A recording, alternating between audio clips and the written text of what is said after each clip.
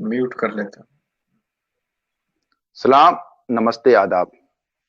आप जुड़े हुए हैं पसमादा डेमोक्रेसी से और हम सिलसिला चला रहे हैं हफ्ते की किताब के नाम से।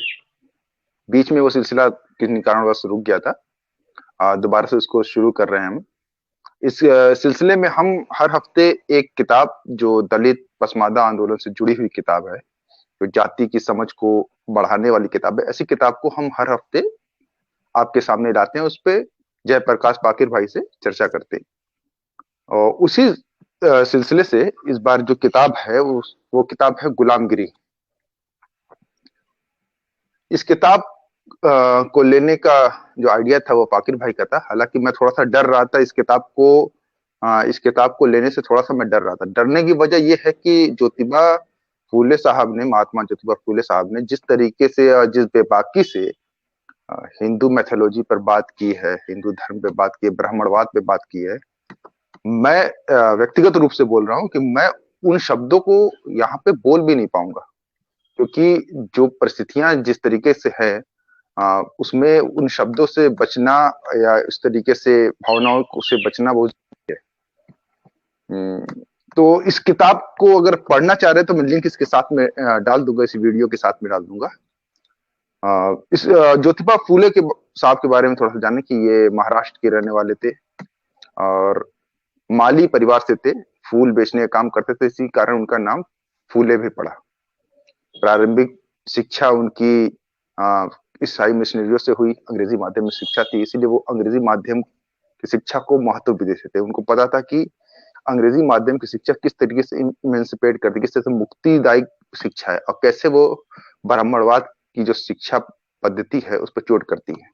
शिक्षा के लिए ही ज्योतिबा फूले को ज्यादा जाना जाता है। हालांकि ज्योतिबा फूले का नाम उतना नहीं आता जितना बाबा साहब अम्बेडकर का आता है, लेकिन ज्योतिबा फूले का कद भी उतना ही बड़ा है।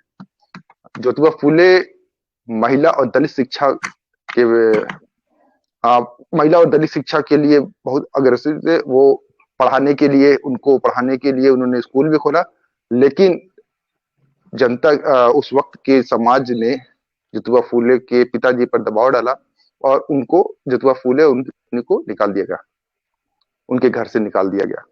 अच्छा, ये किताब जो है ये क्वेश्चन आंसर के तरीके से लिखी गई है। ढोडीबा और ज्योतिबा ये दो कैरेक्टर है। ज्योतिबा फूले खुद है जवाब देते हैं। ढोडीबा जो है ये भी दिलचस्प है कि ढोडीबा वो व्यक्ति था जो ज्योतिबा फूले को मारने आया था और बाद में ज्योतिबा फूले से वो प्रभावित होकर उनके सहयोगी बन, उनके साथी बन गया। तो अब ये ब्रीफ बातें थी ज्योतिबा फूले साहब के बारे में। तो अब सीधे ही जयप्रकाश फाकिर भाई के पास हम जाते हैं। फाकिर भाई, ये किताब इंपॉर्टेंट क्यों है? आपने क्यों सजेस्ट किया? हालांकि मैं तो अवॉइड करना चाह रहा था इस किताब को कि बाद में कभी बात कर लेंगे, अभी रहने देते हैं। तो आपके लिए ये किताब क्यों ज्यादा महत्वपूर्ण है? ये किताब इसलिए महत्वपूर्ण है कि ये एक पृष्ठभूमि बनाती है गुलामगिरी की, मानसिक गुलामी का जो इतने साल बार बार प्रश्न खड़ा किया जाता है। बहुत ही एक व्यापक धारणा है और इस धारणा पे आम राय है, कोई विवाद नहीं। निर्विवाद रूप से ये माना जाता है कि जो भारत का इतिहास रहा है वो बहुत ही, जो तारीख हिस्ट्री रही है वो एक बहुत ठस, एक जड़ समाज, स्टैग्नेंट सोसाइटी की रही है। मतलब बहुत परिवर्तन ही नहीं हुआ, सोसाइटी बड़ा धीमे चलता रहा और सब कुछ सेल्फ सफिशिएंट था। और इसका कारण भी ये बताया जाता रहा है, सेल्फ सफिशिएंट गांव, जो गांव थे अपने आप में इतने सफिशिएंट थे, मतलब उनकी सारी आवश्यकताएं वो वहीं पूरी हो जाती थी। गांव की आवश्यकता गांव में ही, जो अन्न का उत्पादन जिसको बोलते थे कि कुछ सरप्लस वैल्यू था ही नहीं। और अगर एक गांव की आवश्यकता उस गांव में नहीं पूरी होगी तब वो दूसरे गांव से इंटरेक्ट करेगा, तो फिर इसीलिए यहाँ हजारों बोलियां विकसित हो गई, आप देखिएगा, क्योंकि उस गांव का दूसरे से इंटरेक्शन ही नहीं था। तो उसकी बोली अगर दूसरे गांव से होता तो फिर जाके क्या होता है कि कॉमन बोली पूरे राज्य में, एक विस्तृत भूभाग में, एक बड़े क्षेत्र में होती। तो ये सब मानते हैं कि भारत का जो इतिहास है बड़ा ही वो इस किस्म का इतिहास है, जिसको बोलते हैं कि सीमित किस्म का इतिहास है। तो सिम मतलब जो स्थिर किस्म का जो बदला नहीं, तो इसका कारण लोग जानना चाहते हैं। और ज्योतिबा फूले भी इसका कारण जानना चाहते हैं कि आखिर कुछ परिवर्तन क्यों नहीं होता, लोग इतने रेसिलियंट क्यों हैं, इतने मुतमईन क्यों हैं, कोई उनको चेंज नहीं चाहिए। वो कौन चीज है कि इतना बड़ा अत्याचार, लोग भूखे रह जाना पसंद करते हैं, पशु से भी बदतर, कि एक आदमी गाय को तो पूजा कर लेता है लेकिन एक आदमी को मतलब खाने नहीं देता है, उसको बोलता है कि झाड़ू बांधना होगा। इतना मानवीय उसके साथ अत्याचार होता है कि उसको छूने से अछूत करार देते हैं, लोग उसको छूते तक नहीं, एक जानवर तक को छूते हैं, गाय भैंस बैल कोई भी जानवर है, कुत्ता लोग पालते हैं, लेकिन एक मनुष्य को पास नहीं आने देते, दूर रहो, उसकी छाया तक से दूर रहते हैं कि भाई उसको वो छाया में चलना है, ताकि धूप में परछाई पड़ेगी तो परछाई भी छू जाएगी तो वो पोल्यूटेड हो जाएगा, अपवित्र हो जाएगा। तो इसके बावजूद कोई विद्रोह क्यों नहीं होता, इनकलाब। ये भारत के बारे में पश्चिमी, पूर्वी, दक्षिणपंथी, वामपंथी हर आदमी ने ये सवाल खड़ा किया कि आखिर यहाँ कोई चेंज क्यों नहीं होता, इतनी स्थिर सोसाइटी। यहाँ का जो धर्म भी है उसका नाम सनातन धर्म है। सनातन मतलब जो शुरू से ही, सनातन का अर्थ होता है परपेचुअल, जिसको साबात बोलते हैं कि परपेचुअलिटी है ना उर्दू में सबात। तो वो ज्योतिबा के केंद्र में था, चिंतन फिक्र के मरकज में, उनके चिंतन के केंद्र में था कि चेंज क्यों नहीं होता है। तो उन्होंने पाया कि दूसरे देशों में जहां सेना रख के उसको दबा के बलपूर्वक मारपीट के गुलाम बनाया गया, इंडिया में गुलामी का ये अहिंसक, इसीलिए अहिंसा का यहाँ इतना प्रचार है। यहाँ मारपीट हिंसा पे इतना जोर नहीं है, अहिंसक तरीकों से गुलाम बनाया गया, उसका ब्रेन वॉश करके। धर्म एक तरीके से यहाँ लंबे समय तक थियोक्रेसी रही, धर्म का, जिसको थियोक्रेसी धर्म का राज बोलते हैं। धर्म डंडे के सहारे नहीं, क्षत्रिय यहाँ सबसे बड़ा नहीं था, यहाँ राजा बड़ा नहीं था। और ऐसा यूरोप में भी रहा, इसलिए पोप और राजा की लड़ाई के बारे में जानते हैं, लेकिन वो वहां एक वक्फे के लिए, लेकिन ये यहाँ थ्रू आउट ऐसा ही है, क्यों है? तो इसी प्रश्न के जवाब में उनको ये जवाब मिलता है कि मानसिक गुलामी, मन को गुलाम, मन को कॉलोनी बनाया गया, मन में एक कॉलोनी बना लिया एक विचारधारा ने, और उस विचारधारा को तलाश करते हुए वो मिथकों तक पहुंचते हैं कि जो मिथक है, कहानियां गढ़ के लोगों को भयभीत किया गया, भय, और उनको भयभीत करके डरा दिया गया कि इससे डरोगे, और उसी को ढूंढी रहो। और उनका भी आप देखिएगा डायलॉग में वो बात करते हैं, जो आपने बोला कि प्रश्न और उत्तर, तो ये बहुत ही आपको आश्चर्यजनक लगेगा कि यही पद्धति यूनानी ग्रीक दार्शनिकों ने भी अप्लाई, जो अरिस्टोटल का डायलॉग, किताब का ही नाम है डायलॉग, अरिस्टोटल ने भी डायलॉग, अपने गुरु और उसके साथ डायलॉग, ये पद्धति बुद्धि जी जी जी बोल। हाँ जी जी, मैं ये कहना चाह रहा था कि महाराष्ट्र में हम देखते हैं, जैसे कि बाबा साहब की किताब जाति का विनाश की हमने इससे पहले चर्चा की थी, तो हम देखते हैं कि वहां पर दलितों की स्थिति बहुत बदतर थी, है ना। वहां पर स्थिति पेशवाओं के वक्त में ज्यादा बदतर हो गई थी। बाबा साहब पूरा उस पर लिखते भी हैं जाति के विनाश में, और भीमा कोरेगांव का भी जिक्र करते हैं वो। और यहाँ पर जो मैंने पढ़ा था, तो वो फूले साहब एक बार अपने एक ब्राह्मण दोस्त की शादी में गए थे, तो उनको बारात से निकाल दिया गया था।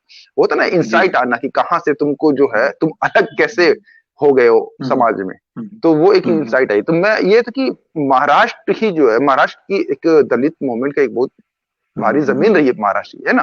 तुकाराम से भी लिया जाए तो फिर अभी तक की भी देखा जाए, तो उसके बारे में थोड़ा प्रकाश डालिए कि महाराष्ट्र में दलित आंदोलन को के ऊपर के इतिहास में थोड़ा सा बताइए, कैसे उसका इतिहास कैसे रहा। महाराष्ट्र में दलित आंदोलन का इतिहास अंग्रेजों के आने के साथ शुरू होता है। आप गौर करेंगे कि जब बाहरी शक्तियां किसी देश में, किसी क्षेत्र विशेष में आती हैं, किसी भौगोलिक परिसीमा में आती हैं, तो उसमें होता क्या है कि वहां का जो सामाजिक ताना बना, जो स्थिर एक इक्विलिब्रियम है, वो डिस्टर्ब हो जाता है। इसलिए कोई आश्चर्य नहीं कि जब जब बाहरी लोग आए तो यहाँ का इक्विलिब्रियम गड़बड़ हुआ, और नीचे के लोगों को एक बार्गेनिंग पावर मिल जाता है कि वो देसी लोगों को, जो नेटिव उसके सताने वाले लोग हैं, मालिक हैं, उनसे बार्गेन करे कि तुम हमको कुछ दो, नहीं तो हम बाहरी लोगों से मिल जाएंगे। तो ये तुर्क भी आए तो ऐसा हुआ। इसलिए तुर्कों के टाइम में भी महाराष्ट्र में एक भक्ति आंदोलन, जिसको कहते हैं, जो वस्तुतः भक्ति नहीं है, वो एक सामाजिक आंदोलन खड़ा होता है, देखिएगा, जब तुर्क आए। इसी तरह जब ब्रिटिश आए और ये एक स्टैंडर्ड मार्क्सवादी लोग भी इस सिद्धांत को, पेरी एंडरसन करके मार्क्सवादी इतिहासकार हैं, तो वो भी इस बात को मानते हैं कि मेजर चेंज का कारण बाहरी होता है। कुछ लोग मानते हैं मार्क्सवादी ही कि इंटरनल कारण होता है, लेकिन मैं मानता हूं कि इंटरनल कारण भी थे और तभी बाहरी कारण काम करते, लेकिन बाहरी कारण एक ओकेजन, मतलब अगर ऐसा ना भी बोले कि इसके कारण हुआ, तो इतना बोल सकते हैं कि it was not called by the Turks और British, but it was occasioned by, उनके आने से वो अवसर, वो मौका मिला। कारण तो दूसरे दूसरे थे और ये घटित हुआ और तरह तरह के हिस्सों से विद्रोह। उसी विद्रोही में देखिएगा कि एक आदमी आ जाता है जो ज्यादा व्यवस्थित, वो अचानक ज्योतिबा फूले नहीं आते, उनके पहले बहुत छोटे छोटे लोग आए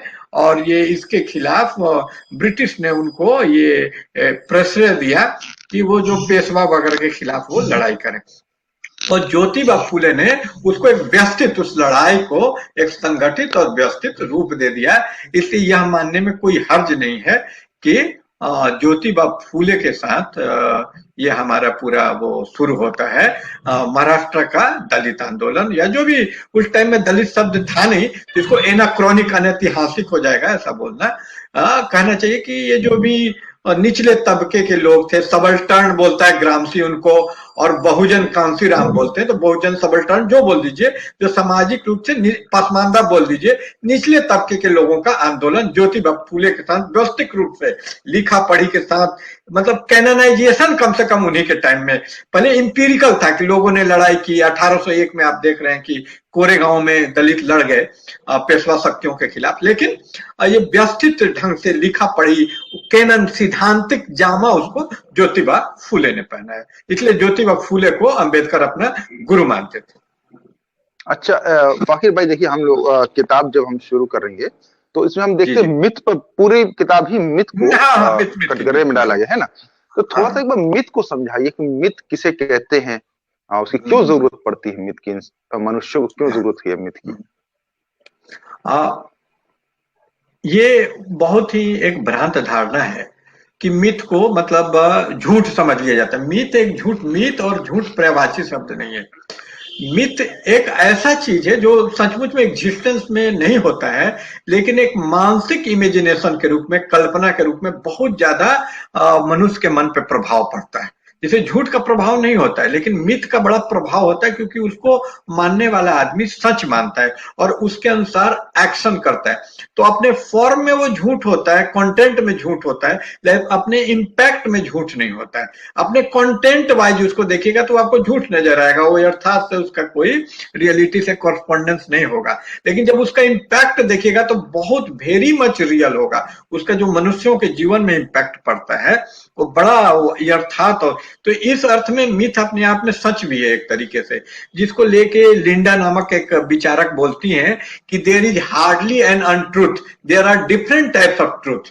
ये अलग अलग तरह के ट्रूथ हैं, उसको अनट्रूथ। और एंथ्रोपोलॉजी में भी लेवी स्ट्रॉस वगैरह ने दिखलाया कि ये किसी भी आदिवासी जनजाति मानवीय, जब मनुष्य का एंथ्रोपोलॉजिकल विकास हुआ, तो मिथ और साइंस और इस तरह के बिलीफ उसके विकास के अहम हिस्से थे। और इसको सिर्फ हिंदू वगैरह से जोड़ के नहीं देखना चाहिए। आप यूनान में भी देखिए कितना सारा मिथ है, जीएस का मिथ है, अपोलो का मिथ है। तो मिथ एक सार्वभौम घटना है, मिथ हर सभ्यता में। और भारत में लेकिन थोड़ा अलगाव इस मामले में है कि मिथ को वहां मिथ के रूप में लिया जाता है, यहाँ उसको धार्मिक भावना के रूप में लिया जाता है और लोगों को ठेस वगैरह पहुंच जाता है। लेकिन ये किसी भी सभ्यता के विकास के चरण है। तो जो बुद्धिवादी लोग इसको बहुत कंडेम करते हैं वो भी गलत है। मतलब मैं कहना चाहूंगा कि we need to explain it rather than condemn it. उसको खारिज करना और गाली गलौज करने से अच्छा है कि हम इसको एक्सप्लेन करें। और ज्योतिबा फूले की सबसे बड़ी विशेषता है कि इन्होंने इसको मतलब कंडेम नहीं, एक्सप्लेन करने के डायलॉग के माध्यम से इसको एक्सप्लेन किया है कि कैसे मिथ को वो मिथ के रूप में स्थापित करते हैं। वो मिथ को बताते हैं कि ये मिथ है। वो कहता है, ये निश्चय ने कहा है कि मिथ वो मेटाफोर है जिसको हम भूल गए हैं कि ये मिथ था। मिथ एक ऐसी चीज है जिसको, और उसको याद दिलाते हैं ज्योतिबा फूले की, अरे तुम भूल गए हो कि तुमने एक मिथ क्रिएट किया था। और होता, मिथ क्यों क्रिएट होता है, मिथ का जन्म उत्पत्ति कहां से होता है? तो मिथ का जन्म आदमी के जो कॉग्निजेंस का पावर है, जो इपिस्टेमोलॉजिकल प्रोवेस है, जो ज्ञान की क्षमता है, किसी चीज को समझने की क्षमता। जैसे आज हम लोग समझते हैं कि सूर्य ग्रहण क्यों होता है, लेकिन साइंस शुरू से इतना विकसित नहीं था कि आज भी कई चीज सेल डिवीजन को हम लोग नहीं समझ पाते। तो जो भी मनुष्य चीज नहीं समझ पाता है तो उसकी भी व्याख्या लेके वो आ जाता है। मनुष्य में जिज्ञासा एक बड़ी चीज है, उसके नेचर में, उसकी फितरत में, कि किसी चीज को अनसमझा वो नहीं बर्दाश्त कर सकता, उसके लिए बड़ा वो पीड़ादायी होता है। प्रोमेथियस का एक मिथ इसी के बारे में कि अज्ञान उसको तड़पाता था तो उसने ज्ञान की अग्नि चुरा ली।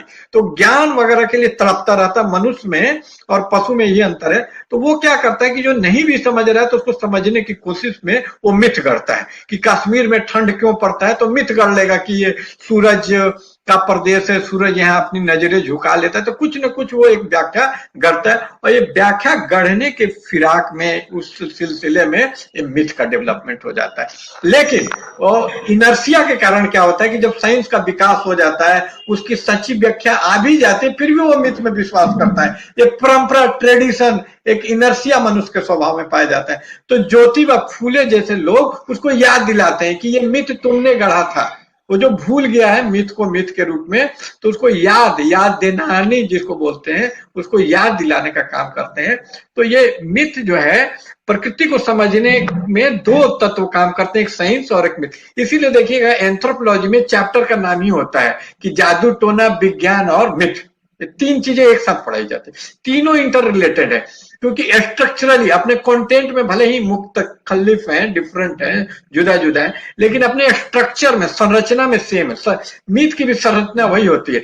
मिथ भी देखिएगा कार्य कारण वाले संरचना में पाया जाता है। मिथ में भी देखिएगा कि ये कारण है तो उसका एक मिथ है कि भाई सिंदूर हनुमान जी क्यों लगाते हैं, तो उसका कारण एक कहानी मिल जाएगा कि भाई वो लगाती हैं सीता तो उनको राम बहुत ही प्रिय है, तो पूरा देह में लगाएंगे तो और भी प्रिय हो जाएगा। तो वो भी कार्य कारण सिद्ध। इसलिए मिथ जो है इरेशनल होता है, मतलब वास्तविकता से, लेकिन इलॉजिकल नहीं होता। मिथ में भी लॉजिक होता है, मिथ का अपना एक लॉजिक। ज्यादातर लोग यही भूल कर बैठते हैं कि मिथ को इलॉजिकल मान लेते हैं, बल्कि मिथ इसलिए है कि मनुष्य इलॉजिकल नहीं हो सकता है। तो हर चीज में जहां लॉजिक नहीं भी तलाश करना चाहिए, जहां उसको मान लेना चाहिए था कि अज्ञानी है, वहां भी लॉजिक तलाश करने की कोशिश करता है, तो मिथ का जन्म होता है। इसलिए मिथ जो है एक्स्ट्रा लॉजिकल, कुछ अतार्किक होने के कारण नहीं जन्म लेता है, अति तार्किक होने के कारण जन्म लेता है। जहां लॉजिक नहीं वहां भी लॉजिक। तो मिथ का उत्पत्ति का ये कारण जो मानते हैं एंथ्रोपोलॉजिस्ट, लेवी स्ट्रॉस वगैरह मैं जितने। फाकिर जी। भाई, मैंने एक किताब पढ़ी थी सेपियंस। तो इसमें भी जो हाँ। है मिथ के ऊपर बड़ा अच्छी चर्चा की है। उसने कहा है कि हम्म इंसान हम्म को जोड़े रहने की सबसे बड़ी कड़ी मिथ ही है। हम्म इंसानों ने हम्म इतने बड़े हम्म समाज कैसे जुड़ेगा बिना मिथ क्या? हम्म लोकतंत्र हम्म क्या है, न्याय क्या है, मानवाधिकार क्या है, हम्म ये मिथ ही है। हम्म तो हम्म इसी हम्म मिथ के जरिए देखिए लोग जान भी देते हैं, है ना। उसमें इसमें एक बात बड़ी मजेदार कहा है कि ये इंसान की खासियत है कि अपना मिथ बदलता भी है। वो एग्जाम्पल देता है वो कि मधुमक्खी का जो समाज है उसमें रानी मक्खी के खिलाफ उसके सैनिक मक्खी जो है विद्रोह नहीं कर सकती। ठीक है, ऐसा नहीं कि फ्रांस की क्रांति की तरह वो एक दिन विद्रोह करेगा कि आज से लोकतंत्र स्थापित हो जाएगा, राजतंत्र खत्म। तो वो हाँ हाँ समझाने की ये कोशिश कर रहा है कि मिथ जो है कि कैसे हमारे समाज को, मनुष्य समाज को, वो पहले तो बता रहे कि ये पशु के समाज में अवेलेबल नहीं है, मनुष्य के समाज को जोड़े रखने की सबसे बड़ी कड़ी है। इसीलिए मिथ की जरूरत होती है। बाकी आपने बता ही दिया मिथ क्या है। अब इस पे थोड़ा सा बात करते हैं। हालांकि इस्लाम का भी अपना मिथ है, लेकिन अभी फिलहाल क्योंकि हम लोग यही बात कर रहे हैं, गुलामगिरी की बात कर रहे हैं, तो हम इस पे बात कर लेते हैं कि हिंदू मिथ किस तरीके से, क्योंकि ये लगातार यही लिख रहे हैं। अगर कोई किसी को भी ये पढ़ना है तो पढ़ेंगे तो समझ में आएगा कि वो कैसे हिंदू मिथ पे पूरी तरीके से पूरे प्रहार किए हुए हैं। ठीक है, तो वो हिंदू मिथ पहले तो समझाए कि हिंदू मिथ किस तरीके से दलितों को गुलाम बनाने का एक जरिया है। ज्योतिबा फूले के शब्दों में, कि ज्योतिबा फूले यही कहते हैं ना कि जो मिथ गढ़ा गया, वो हिंदू मिथ जो है वो उससे वो इतिहास भी निकालने की थोड़ा बहुत कोशिश करते हैं। कहते जो है पहला अवतार हाँ विष्णु बिल्कुल। का जो था, उससे पता चलता है कि वो समुद्र के रास्ते से आए, वो मछली का अवतार थे। फिर वो बताते हैं और भी अवतार है, परशुराम का अवतार। मैं इस पर डिस्कस नहीं करना चाह रहा हूँ, मैं बस ये बताना चाह रहा हूँ कि हिंदू मिथ को कैसे ज्योतिबा फूले ये कहते हैं कि इस मिथ के जरिए गुलाम बनाया गया दलितों को। इसको थोड़ा सा उसको समझाएं।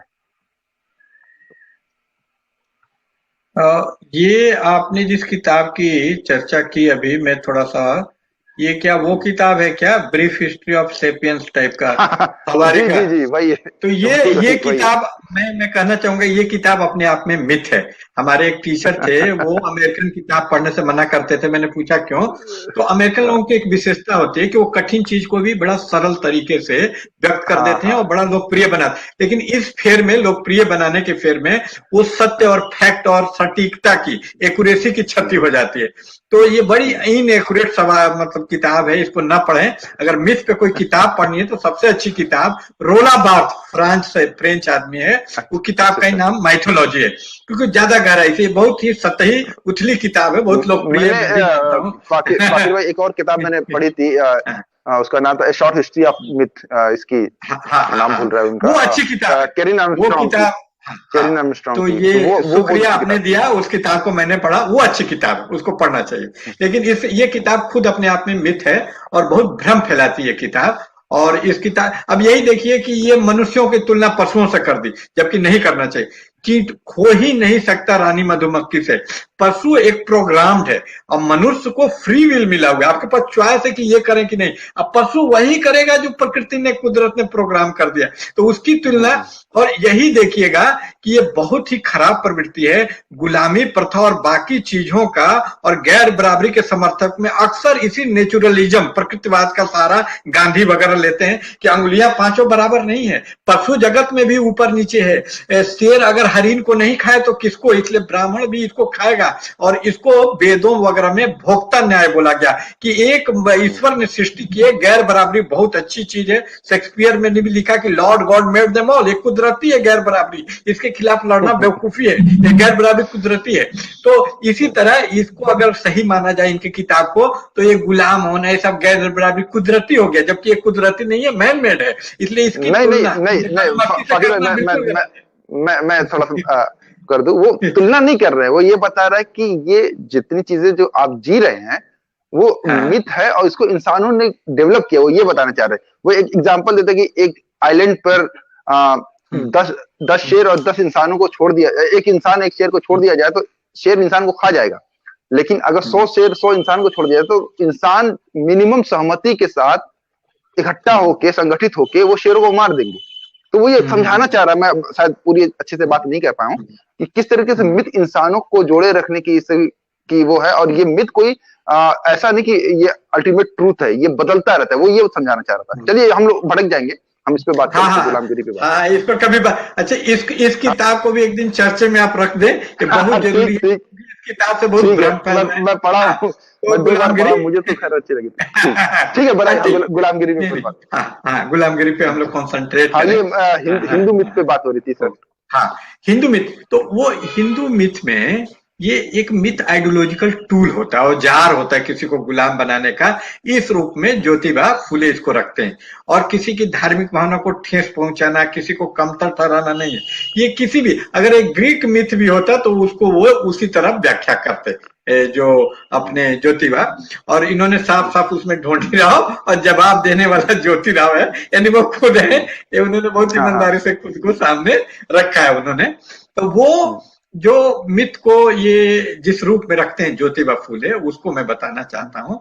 वो मिथ हम्म, को एक वैचारिक औजार के रूप में रखते हैं। इस वैचारिक औजार से क्या उपलब्ध होता है? तो इसे ये उपलब्ध होता है कि ये सारे जो अपने आप को गुलाम खुद ही, ये बड़ा, इसलिए जो हिंदू धर्म है इस मामले में इस्लाम से ज्यादा विकसित धर्म है।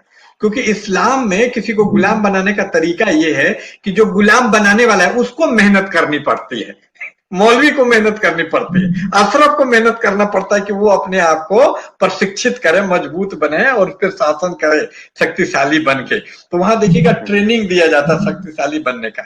यहाँ जो गुलाम बनाने वाला क्लास है उसको किसी ट्रेनिंग की जरूरत नहीं है, ट्रेनिंग उसको दिया जाता है। मतलब उसको गुलाम बनने की भी जिम्मेदारी उसी पे रख दी जाती है, जो तथाकथित छोटी जाति के लोग। तो उसको ट्रेन इन मिथकों द्वारा किया जाता है। इसलिए देखिएगा कि हिंदू ग्रंथों को हम एक समझ लेते हैं, वो नहीं है।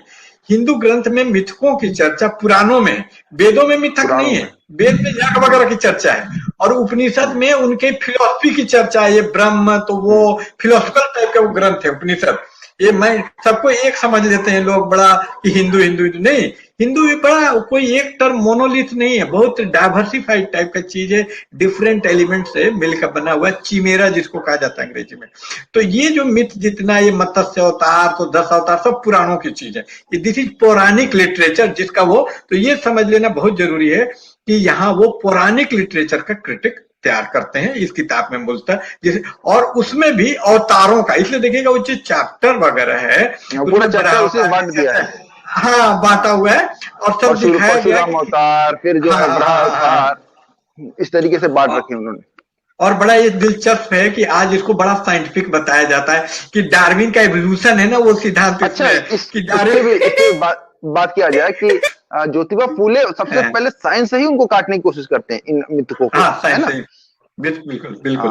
और आज विडंबना यह है कि साइंस से ही उनको महान बताया जा रहा है कि जैसे डार्विन बोलता है कि पहले मछली आई फिर कछुआ आया, तो बोलता है कि देखिए कितना साइंटिफिक है कि लास्ट में मनुष्य आता है, ये बड़ा सिंबॉलिक है। जैसे सर सैयद अहमद कुरान का सिंबॉलिक अलामती व्याख्या करते हैं, तो उसी तरह भी सिंबॉलिक व्याख्या आ चुकी है ज्योतिबा के खिलाफ।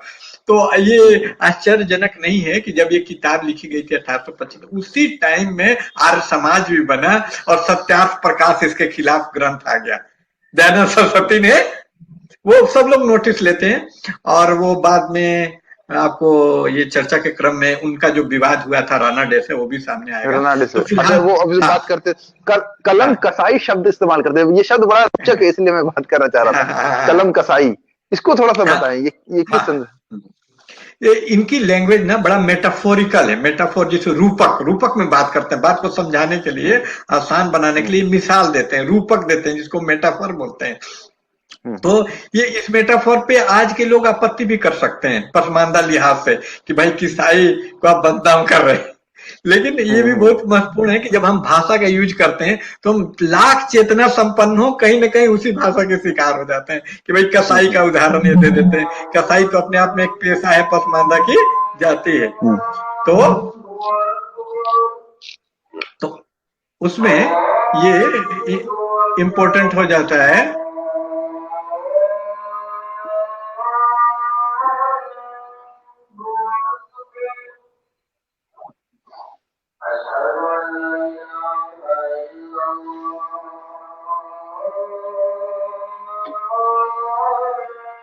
आप बोल सकते हैं, मैं म्यूट कर देता हूँ, आप बोलिए। अजान हो रही है ना इसलिए। हाँ जी, हाँ। तो उसमें मैं बोल रहा था कि ज्योतिबा फूले ये अपने आप में मतलब इसको विशिष्ट मानना होगा कि एक नया चीज लेके आते हैं। इनका जो क्रिटिक को आम क्रिटिक से तुलना करना ठीक नहीं है। ये वहां पे जो पूरी किताब में ये दिखलाने की कोशिश करते हैं कि ये टूल आइडियोलॉजिकल औजार के रूप में जो प्रयोग किया जा रहा है कि कैसे उनको कहानी बना के और वो करके और एक एक, और इसमें विश्वास, ये बहुत कनेक्शन को समझना इतना आसान नहीं है। आसान इसलिए नहीं है कि अपने आप में ये जो सारी कहानियां इनोसेंट लगती हैं। मान लीजिए कि एक मत्स्य अवतार की कहानी लीजिए, तो कहानी तो बड़ी अच्छी है कि भाई एक वो कोई मुसीबत में है तो भगवान को पुकारता है, तो भगवान मछली के रूप में आके उसको बचाते हैं, है ना। या बड़ा अवतार में भी भाई कोई परेशान है, एक वृत्तासुर उसको परेशान कर रहा है, तो सुअर के रूप में वो भगवान आते हैं उसको बचाते हैं। तो ऊपर से देखने पे ये पूरा छवि, ये सारे अवतारों का ऐसा पढ़ने से एक भगवान का रक्षक के रूप में, सेवियर के रूप में बनता है। तो ये इसीलिए बहुत जरूरी हो गया कि इसकी खुदाई करके, आर्कियोलॉजी करके ये पता लगाया जाए कि भाई इतना इनोसेंट है, इसमें भगवान का एक सेवियर के रूप में, रक्षक के रूप में है, तो भाई ये कहाँ से आपके लिए खतरनाक साबित हो रहा है, इसकी व्याख्या की जाए। तो इसी को साइंस के सहारे से, विज्ञान के सहारे से ये इसको रिफ्यूट करते हैं और इस चीज को बताते हैं कि इस तरह का, सबसे पहले इसमें दो स्तर है। एक स्तर तो ये है जो इतना इंपॉर्टेंट नहीं है, जिसपे लोग अटक के रह जाते हैं। पहले इसको ये गलत साबित करते हैं कि संभव नहीं, उसका कंट्राडिक्शन दिखाते हैं कि ऐसा होना संभव ही नहीं है, ठीक है। लेकिन ये इतना इंपॉर्टेंट नहीं है, क्योंकि ये तो सबको समझ में आता है कि कोई भी आदमी आधा नर है और आधा पशु है। नरसिंहावतार की बात ले लीजिए, ये कैसे संभव है? तो ये कॉमन दिमाग में, कॉमन सेंस में नहीं समझ जाएगी, इसको सिद्ध करने की भी जरूरत नहीं थी।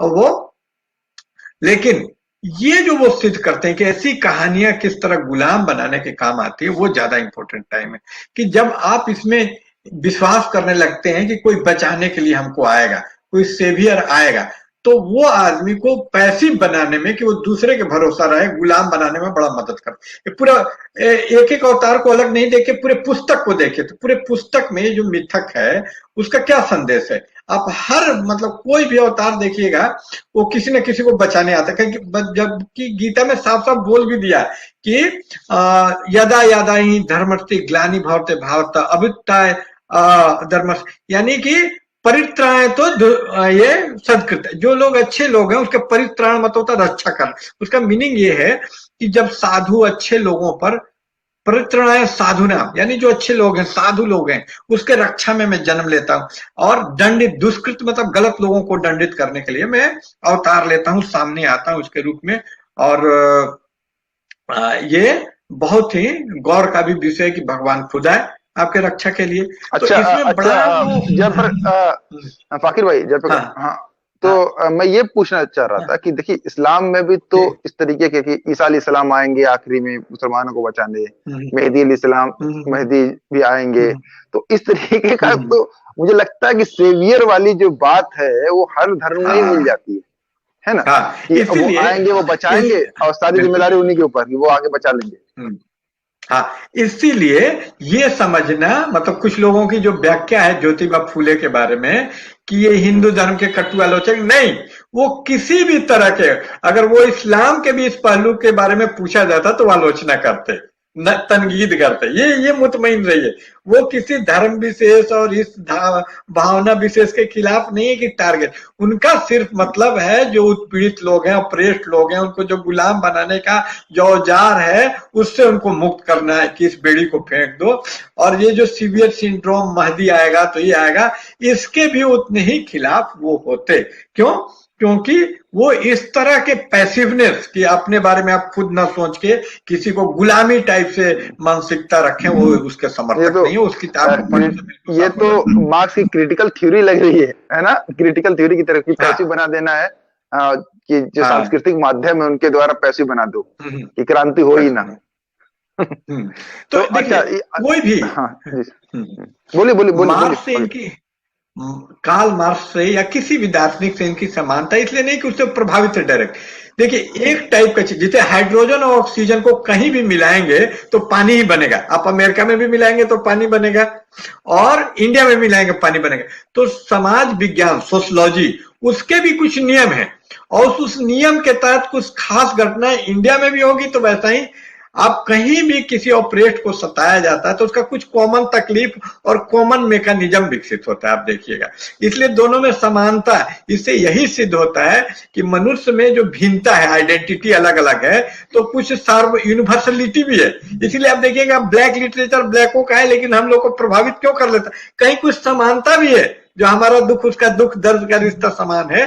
तो ये कहीं ना कहीं ये समानता ये है कि जो गुलाम बनाने के टैक्टिक्स वहां अपनाए गए मगरिब में, वही पूरब में भी है, यहाँ समान है, एक ही और वो टैक्टिक्स यही सीवियर कि आदमी का इंडिविजुअल जो है, जो उसका अपना अस्तित्व है, आत्म ज्ञान, उसको सरेंडर, कि नहीं तुमको सरेंडर कर देना चाहिए, अपना कोई अस्तित्व नहीं, सोचो मत, तुम्हारे बदले वो सोचेगा, ऐसा धारणा करना है। अच्छा, और इसपे एक बात और जोड़ दूं, क्योंकि हम लोग पसमादा है तो चीजों को पसमादा एंगल से भी देखना जरूरी है। अब देखिए कि इस्लाम धर्म जैसे हम बात करते हैं तो ये होता है कि इस्लाम धर्म ज्यादा बात तो ईमान चला जाएगा, है ना। ये ईमान चला जाने वाली बात, और जैसे ज्योतिबा फूले को अगर औरतों की शिक्षा और दलितों की शिक्षा की वजह से उनको धर्म विरोधी बोला जाने लगा, मारने की भी कोशिश की। और इधर मुसलमानों में देखिए कि जैसे ही हम क्वेश्चन करते हैं हदीसों पर या किसी कोई मिथ पर, तो फौरन ये होता है कि ईमान चला जाएगा, ये तो नास्तिक है सब, या ये तो फिर यहूदियों के एजेंट है, भाजपा के एजेंट है, इस तरीके की बातें जो है गढ़ने लगते खुद विद इन पसमादा कम्युनिटी के अंदर से। जैसे कि हम वही बात कर रहे हैं कि उनको सिखाया ये गया कि भाई ऐसे सोचना ही नहीं है, ठीक है। पैसिव रूप में वो दरअसल सत्ता वर्ग के ही हितों की पूर्ति करते हैं, ठीक है। तो ज्योतिबा फूले की किताब इधर मुस्लिम पसमादा समाज पे भी उतनी ही लागू हो रही जिस तरीके से हिंदू समाज पे लागू हो रही जी। अच्छा, एक और सवाल था, मुझे ये बताइए कि मैं देखता हूँ दलित साथी जो है हमारे, वो काउंटर मिथ गढ़ रहे हैं, है ना। अभी कुछ दिन पहले विवाद भी हो गया था जेएनयू में महिषासुर दिवस के रूप में, और इस तरीके के विवाद होते हैं। और इस तरीके से जैसे कि दीपावली क्यों बनाती है, हमारे कलीग थे, उन्होंने बता दिया था कि वो गौतम बुद्ध से जोड़ दिया था उनको कि दीपावली की मेन वजह ये है। और मैं बताना ये चाह रहा हूँ कि काउंटर मिथ दरअसल डेवलप करने की कोशिश की जा रही है, ये ऐसा क्यों है और इसकी आवश्यकता क्यों है? आज के अगर शब्दावली में बोले तो इसको जो आज के सोशलॉजिस्ट हैं सबवर्सिव एक्शन बोलते हैं, सबवर्ट करना। जैसे एक टाइम में किसी को हिजड़ा बोलने से वो बुरा मानता था, आज बोलता है कि मुझे हिजड़ा बनो। तो इस तरह से चमार बोलने से बुरा मानता था, अब चमार खुद बोलता है कि मुझे चमार, गौर से कहो कि हम चमार। तो ये एक तरीके का सबवर्सन होता है। सबवर्ट करना मतलब उसको जो पारंपरिक विचारधारा है उसको तोड़ मरोड़ कर देना, उसको परेशानी पहुंचा देना और इसके द्वारा उसको कमजोर कर देना। तो जो पारंपरिक मिथ को कमजोर करने के हथियार के रूप में तो ये सार्थक है, सार्थक चीज एक है, एक सबवर्सिव एक्शन है। लेकिन इसको बहुत ज्यादा आप इस पे डिपेंड करने लग जाएंगे तो ये बहुत उपयोगी और यूजफुल नहीं है। अगर इसको एक सीमा से ज्यादा ताना जाए, खींचा जाए, ड्रॉ किया जाए तो ये बहुत उपयोगी नहीं है काउंटर मिथ। क्यों? क्योंकि जो चीज है जिससे वो मिथ निकला है उसी से आप उससे नहीं लड़ सकते। इनहेरेंटली उसमें एक ऐसा गुण होता है कि अगर उसको आप अपनाएंगे तो कहीं ना कहीं वो आपके खिलाफ ही जाएगा। डीप स्ट्रक्चर में कोई भी ऐसा चीज देखने में आपको लगता है कि उसका विरोधी है, लेकिन जैसे आप राम के खिलाफ रावण का अगर पक्ष लेते हैं तो रावण भी राजा है, तो अंततः रावण का ग्लैमराइज करते हुए आपको राजतंत्र का, किंगडमशिप का या पैट्रियार्की को ग्लैमराइज करना पड़ेगा। और जो रावण और मंदोदरी के रिलेशनशिप में भी और वो राम और सीता के रिलेशनशिप में अंतर है, लेकिन इतना ज्यादा भी अंतर नहीं है। तो उसमें ये काउंटर मिथ अपनाने के खतरे होते, क्योंकि मिथ अपने संरक्षण में उल्टा लगता है। लेकिन आप फ्राइड को भी पढ़ेंगे तो ये समझ जाएंगे कि अपोजिट चीज भी अंततः सेम होती है, एक ही चीज का अलग अलग अभिव्यक्ति होती है। एक ही सिक्के के, राम और रावण एक ही सिक्के के दो पहलू हैं, अंततः दोनों ही उसी सभ्यता और उसी विचारधारा के समर्थक हैं। और ये बहुत ही आश्चर्यजनक है कि उस जमाने में जिस बात को समझ जा रहे थे ज्योतिबा फूले, ये लोग नहीं समझ पा रहे हैं। उनसे जब पूछा गया कि क्या वेदों से लिया गया सारा जादू मंत्र, तो छोटी जातियां भी करते हैं, तो उन्होंने बोला कि नहीं नहीं नहीं, ये इंडिपेंडेंट भी इनका आविष्कार हुआ है। तो उन्हीं में से अपना एक लव्य, ये सब तरह का प्रतिमिथ ले लेना, इसके खिलाफ उन लास्ट जब परिशिष्ट पढ़ेंगे तो उनमें साथ साथ ज्योतिबा फूले। इसलिए किताब मुझे, आपने पूछा था ना महत्वपूर्ण क्यों लगी, क्योंकि ये बहुत अपने समय से आगे की किताब है। हाँ, मैं इसीलिए बात भी करना चाह रहा था क्योंकि साथ के जो साथी हैं, जो दलित साथी हैं, तो वो बहुत एग्रेशन में रहते हैं मिथ गढ़ने में, मतलब काउंटर मिथ गढ़ने में। तो उसकी वजह से तो वो थोड़ा सा दिक्कत में भी आते हैं। कुछ दिन पहले सुषमा असुर जी का मैं इंटरव्यू सुन रहा था, वो दुर्गा पूजा के वक्त में उन्होंने बताया कि किस तरीके से अच्छा, हाँ, ये भी इंटरेस्टिंग है। तो वो जैसे एक दावा ये किया जाता है दलित साथियों द्वारा कि वेदों में या पुराणों में जो सुरों राक्षसों को मारा गया वो दरअसल भारत के आदिवासी लोग थे, आदिवासी और दलित लोग थे। तो इसमें कितनी सच्चाई है कि क्या वाकई मुझे एक तो मुझे अभी याद नहीं आ रहा है, शायद यहीं पे किताब पढ़ी होगी, उसमें बाकायदा गिन के बता दिए कि 1 लाख समथिंग हजार जो है दलित आदिवासियों को मारा गया था वेदों में, कि इतने राक्षस को इन्होंने मारा, इतने राक्षस को इन्होंने मारा। इस पे अपूर्वानंद जी ने भी एक बार लिखते हैं कि जब ये जो असुर थे या राक्षस थे, ये हमला तभी करते थे जब यज्ञ करने आप जंगल में आते थे। इसका प्रमाण नहीं मिलता है कि असुर राक्षस नगरों में हमला करने आते थे। तो कहने मतलब वो ये कहना चाह रहे थे कि साम्राज्यवाद के विरोधी वो थे, वो अपनी जमीन बचाने की लड़ाई करते थे। तो क्या इस तरीके से देखा जा सकता है कि जितने असुर राक्षस थे वो दरअसल जो मिथ में जो गढ़े गए हैं वो भारत के मूल निवासी थे? नहीं, ये गलत दृष्टिकोण है। इसलिए गलत दृष्टिकोण है कि ये इस तरह से इतिहास को पढ़ने की पद्धति टिपिकली ब्राह्मणवादी है कि टेक्स्ट और शब्द से ही सब कुछ निकाल देना। इसीलिए इसकी बड़ी आलोचना हुई और आर्कियोलॉजी आया कि नहीं ठोस प्रमाण चाहिए, मुंह में जो भी आया शब्दों के आधार पर, क्योंकि भाषा ना बड़ी तरल चीज होती है, उससे जो भी अर्थ निकाल दीजिए। कंप्यूटर साइंस में इसको गार्डन पाथ सेंटेंस बोलते हैं।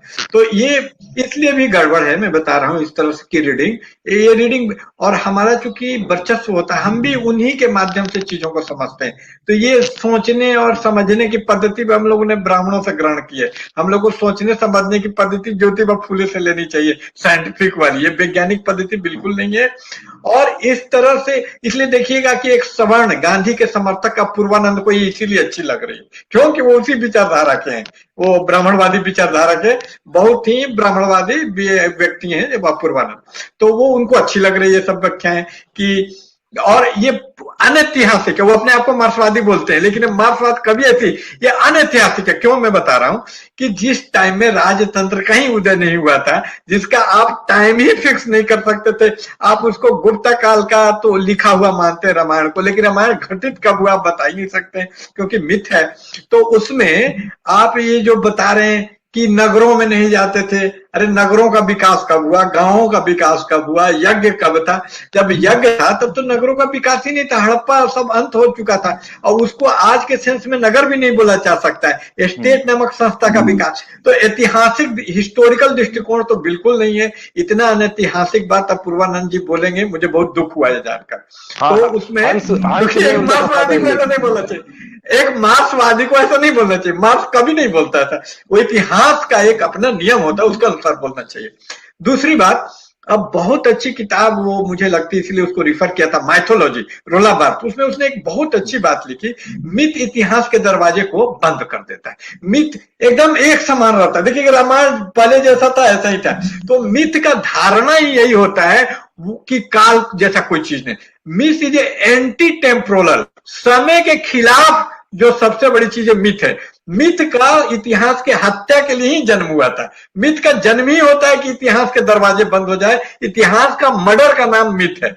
मिथ की जरूरत ही इसलिए होती है, जैसे इसका मैं एक मेटाफोर से बात करूंगा कि जब गाय का बछड़ा मर जाता है तो उसी का मतलब हम लोग चमड़ा ले लेते हैं, उसमें भूसा डालते और गाय के सामने खड़ा करते थे। तो मिथ वो एक ऐसा इतिहास है जिसका खाल तो बछड़े का है लेकिन उसमें भूसा भरा हुआ है, ये मिथ।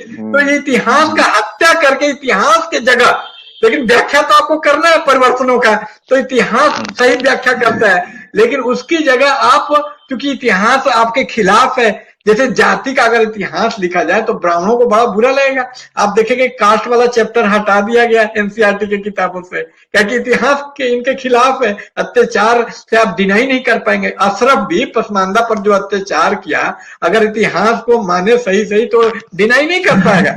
इतिहास को माने कि एडमिशन रोक दिया था सर सैयद अहमद, उसको कितनी तकलीफ होगी। तो इतिहास के इरेज करके उसकी जगह जी आपकी बात सही है। इस पे मैं थोड़ा और जोड़ रहा हूँ कि देखिए कैसे हमारे जो शोषक थे इनको इन लोगों ने हमसे पुजवा दिया है ना। सर सैयद का जिक्र कर रहा हूँ, सर सैयद का जब जिक्र आता है तो ये होता कि अरे उस वक्त में तो नारीवाद था ही नहीं। मेरे कई दोस्त हैं उस वक्त तो नारीवाद था ही नहीं सर, इसीलिए जो है सर सैयद जो औरतों को नहीं लाए। अरे ज्योतिबा फूले उसी वक्त में थे, औरतों के सावित्रीबाई फूले की हाँ स्टोरी जो है कि 2 साड़ियां लेके जाती थी, उन पर कूड़ा फेंका जाता था, ठीक है। तो लेकिन वो जाती थी वहां पढ़ाती थी, फिर पहन के आती। तो कहने का मतलब ये है कि आप उससे भी बहुत पहले कश्मीर में 16वीं शताब्दी में हब्बा खातून थी जो पुरुषों के खिलाफ खुलेआम बहुत विद्रोही, बहुत रोमांटिक, जिसको आज का आदमी नहीं बर्दाश्त कर सकता कि इतना खुला लिख दिया उसने। अपने डिजायर के बारे में लिख रही थी हब्बा खातून। अच्छा, एक किसान की बेटी जो रानी बनती थी। जी एक चीज और इसमें जोड़ा जाए कि कैसे ये महात्मा का निर्माण होता है। हम जो है कोशिश करके भी हमारे मऊ के मौलाना गुजरे हैं हबीबुर रहमान साहब, बढ़ के मौलाना हम लोग बोलते, उनको मुजद्दिद नहीं कोशिश कर सकते। क्यों? क्योंकि वो जुलाए थे, ठीक है। और उनके पास वो सोशल कैपिटल नहीं है कि उनको जो है वो उतना बड़ा अशरफ अली थानवी की तरह उस कद का हम बना सकते, ठीक है। किताबें उनकी उतनी है, उनके पास ज्ञान भी उतना ही है। तो इस चीज को भी समझाया जाए कि कैसे जो है हम जो है ये देखते हैं कि कुछ लोग जो है वो अपने जाति के, अपने वर्ग से आने वाले लोगों को हम लोगों पर थोप देते हैं। जैसे सर सैयद का मैंने जिक्र किया, जैसे अभी इकबाल का जिक्र किया। इकबाल लोकतंत्र के खिलाफ थे, ठीक है, इकबाल जी। अपने जात अपने वर्गीय हित के साथ थे, लेकिन इकबाल हमारे लिए महान है, उनपे उनको इस तरीके से उनकी पैरवी होती है जैसे कि वो नौजुबिल्ला कोई रसूल ही हो। ठीक है, तो इस चीज को भी थोड़ा समझाइए कि ये महात्मा निर्माण कैसे होता है। ये महात्मा निर्माण में सबसे बड़ा योगदान मिथ का होता है। जैसे पुराने मिथ है ना, तो हर युग का अपना मिथ होता है, इसको रोला बार्थ मॉडर्न मिथ बोलता है। तो ज्योतिबा फुले के जमाने में इतना प्रूफ वगैरह नहीं था, तो उनकी आलोचना हो सकती है कि इतना रिगर नहीं है उनकी किताब में, लेकिन रफ स्तर पर बहुत सही बातें उन्होंने लिखी। उन्होंने यही काम ही किया कि मिथ के काउंटर मिथ नहीं जनरेट करके मिथ की जगह उसको इरेज करके इतिहास रख दिया, हिस्टोसिटी। इसीलिए वो एक फेडरी जेमेसन एक बात बहुत अच्छा बोलता है, ऑलवेज हिस्टोसाइज, हमेशा तारीख में जाने की जरूरत है। तो ये जो लोग हैं अपने आप में मॉडर्न मिथ है। इरफान हबीब और इनको इतना ऊंचा कर, ये भी मिथ और गलत चीज रखते हैं। जैसे एक मंटो ही है, एक मिथ रच दिया इतना महान, जबकि वो आदमी एकदम बेवकूफ है और उसने झूठ लिखा। जैसे लिख दिया कि तांगा चलाने के लिए लाइसेंस की जरूरत है, और कहीं भी पता कर लीजिए, मैंने मोटर व्हीकल एक्ट पढ़ा, बड़ा रिसर्च किया आज मैंने, तो मैंने देखा कभी भी लाइसेंस की जरूरत नहीं, और उसके आधार पर इतनी बड़ी कहानी सब कुछ रच दी। तो ये मिथ रचने में, झूठ रचने में माहिर हैं जो अशरफ लोग हैं, जो सैयद लोग हैं। तो ये इन्होंने एक झूठ, और इसीलिए ज्योतिबा फुले महत्वपूर्ण हो जाते हैं कि ज्योतिबा फुले मिथ के डिकंस्ट्रक्शन की टेक्निक, विखंडनवाद हम लोग को सिखाते हैं कि मिथ को हम लोग डिकंस्ट्रक्ट कैसे करें। तो उन्होंने मिथ के खिलाफ भावना को ठेस, इसलिए प्रति मिथ रचना ठीक नहीं है, उसे भावना को ठेस पहुंचता है और ये अच्छी रणनीति नहीं है। आप हार जाते हैं, वो आदमी कानून में चले जाता है और फॉरवर्ड पत्रिका ये महिषासुर का मिथ लेके आई और खूब उसे, तो देखिए किसी चीज का एंटी भी उसी का प्रतिरूप होता है। मैं बता रहा हूँ, किसी का एंटीजन का संरचना ठीक उसका उल्टा होता है। वैसे वाली बात हो गई जब हम लोग पेडागोजी ऑफ ऑपरेस पढ़ रहे थे कि ऑपरेस जो अपना मालिक ही बनना चाहता है। हाँ, वही बात बनना चाह रहा है। बिल्कुल, हाँ बिल्कुल। तो उसे कोई फायदा नहीं, उसकी नकल करने से, उसका क्लोन आप क्लोन नहीं, जैसे अंग्रेज जैसा भारतीय बनना चाहता है तो फिर उसका विरोध नहीं। इसीलिए एक टर्म है रीट्रांसलेशन, तुम जैसे हो वैसा बनो तब उसको विद्रोह करो। इसीलिए मुसलमान बन गए वो लोग, अपने क्लोन जैसा नहीं बनने की जिद देखिए कितना ज्यादा है कि उनको इस्लाम से ऐसा कोई खास मतलब नहीं था अरब वाले से, लेकिन मुसलमान बन गए जो ब्लैक लोग थे। यही भिन्न होना कितना जरूरी है, उससे अलग होना है, इससे पता चलता है। आप उसके जैसे होकर उसको कभी नहीं हरा पाइएगा। आप कितना भी अरबी सीख लें, आप अशरफ को नहीं हराएंगे, क्योंकि उसके पास ट्रेडिशन है, आप तब से आपके पास सोशल कैपिटल है ही नहीं। एक इंडियन आदमी जितना अंग्रेजी बोल रहे, अंग्रेज का जो परंपरा है एज ए होल, उसको नहीं हरा पाएगा अंग्रेजी में। इंडियन लोग अंग्रेज को हरा पाएंगे, एक व्यक्ति विशेष हरा देगा एक व्यक्ति विशेष को, लेकिन एज ए समाज अंग्रेजी बोलने में आप इंग्लैंड के समाज को हरा पाएंगे? मैं व्यक्ति की बात नहीं करता पूरा। तो उसी के हथियार से उसको मारना एकदम बेवकूफी टाइप की बात है, आप नहीं मार पाएंगे प्रति। तो इसमें ज्यादा मतलब कारगर कौन है, इसीलिए इस किताब को मैंने महत्वपूर्ण समझा कि मिथ का विखंडन का विधि, इसमें इसके पार्टिकुलिटी पे नहीं जाके कि अवतार का इस विरोध किया है, उसके संरचना पे जाना चाहिए। इस किताब की संरचना क्या है? विखंडनवादी है, डिकंस्ट्रक्शन है। ये किताब हमें मिथ को डिकंस्ट्रक्ट करना सिखाती है। तो इस किताब से सीखकर हम सर सैयद अहमद के मिथ को डिकंस्ट्रक्ट कर सकते हैं कि क्या उसका तरीका। तो ये मेथोडोलॉजी सिखाती है। तो ये किताब इसलिए महत्वपूर्ण नहीं कि एक पर्टिकुलर चीज आप ब्रह्मा के खिलाफ बोलना सीख गए। ज्यादातर लोग इस किताब का बहुत अंडर यूज करते हैं। जी, मैं ये कहना चाह रहा था, इसको इस्तेमाल, मुझे एक दलित साथी ने एक किताब जब रिकमेंड की थी आज से 3 साल पहले, उसने कहा देखो इसको पढ़ो, देखो कितना जो है उन्होंने गालियां दी हैं, ये की है। तो उस टाइम तो मैंने ऐसे ही पढ़ा था। फिर जब थोड़ा सा सोशियोलॉजी और फिलोसफी थोड़ा सा पढ़ा तो समझ में आया कि नहीं, ज्योतिबा फूले दरअसल दूसरी बात कर रहे हैं, वो गाली देना उनका मकसद नहीं है। ठीक है, अच्छा इसी पर थोड़ा सा रनाडे और ज्योतिबा का जो आप डिबेट कह रहे थे, थोड़ा सा वो बता देते हमारे व्यूअर को थोड़ा सा, तो क्या है वो रानेडा? हाँ, एक किताब भी है, इसलिए देखिएगा रानेडा। हाँ नहीं, वो जो अंबेडकर की किताब है रानेडे, ये नौरोजी रानेडे और 3 आदमियों के बारे में, किताब है। हाँ शायद तो ये जी जी, जो बोलिए बोलिए। रानाडे थे, उनसे जो रानाडे का प्रकाश थे, लेकिन फिर भी सुधारवादी थे, जिसके कारण हम्म दलितों से उनका संबंध लव हेट का था। उसको लाइक भी करते हम्म थे अम्बेडकर वगैरह, और थोड़ा हेट भी।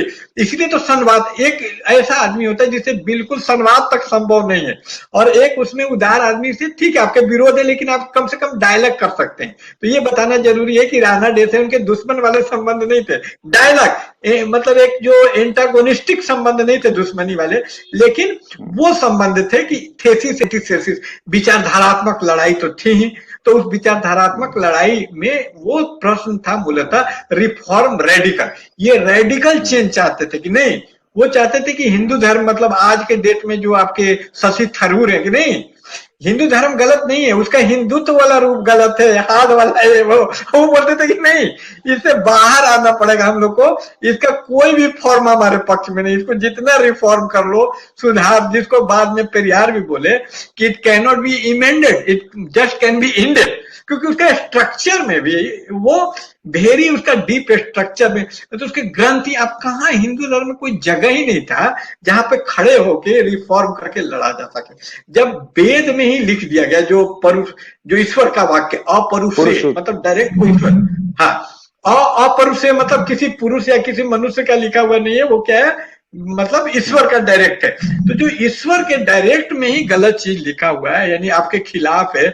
पुरुष सूक्त जो ऋग्वेद में है, पुरुष सूक्त, जिसमें वर्णाश्रम को नहीं ठहराया गया कि आप नीचे हैं तो सही है, नेचुरल है, ठीक है, इसमें कोई आपको विवाद मान लेना चाहिए। जिसका जो वर्णाश्रम, जिसको गांधी जी भी सपोर्ट करते थे, विवेकानंद भी करते थे, रविन्द्रनाथ टैगोर और रानाडे भी करते थे कि वर्णाश्रम धर्म के साथ, या दयानंद सरस्वती भी, इसमें सारे सवर्ण एक है, इसमें कोई दिक्कत नहीं है।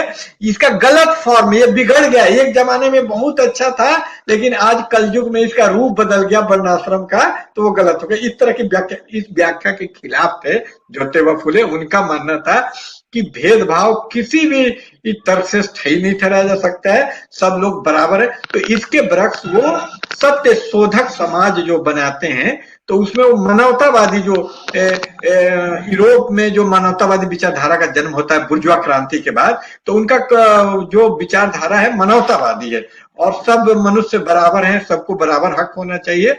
इसको, तो ये विवाद रेडिकल चेंज और रिफॉर्म, इसके बीच में वो अक्सर विवाद हुआ करता था। सुधारवाद बनाम एकदम क्रांतिकारी इनकलाब चेंज। तो ज्योतिबा फुले, ये किताब भी आप बोले कि नहीं, मतलब ये इस पे चर्चा करना थोड़ा खतरनाक भी इसीलिए कि ये किताब भी देखिए बहुत रेडिकल है, रेडिकल। ये किताब सुधारवादी नहीं, और बाकी कुछ धड़ा था सवर्णों का, जो आजादी की लड़ाई में अंग्रेज से लड़ना था, तो उसको साथ चाहिए था, दलितों का, स्त्रियों का, तो वो इसके बदले में कुछ सौदेबाजी में छूट देने के लिए तैयार था, सुधार करने के लिए तैयार था। लेकिन उस सुधार, वो उसी सुधार के थोड़े पैरोकार थे, अच्छे ही आदमी थे रानाडे, लेकिन उनके इन सीमित सुधारों से संतुष्ट, मुतमईन नहीं थे। उनको पूरा चाहिए था कि हम पूरा हिस्सा मांगेंगे, एक खेत नहीं, एक राज नहीं, हम पूरा दुनिया मांगेंगे। वो कि हमको एक आना नहीं, 16 आना चाहिए, एकदम बराबरी चाहिए हमको, मनुष्य है हम भी तुम्हारे बराबर। तो यही विवाद था, कोई ऐसा कटु विवाद नहीं था।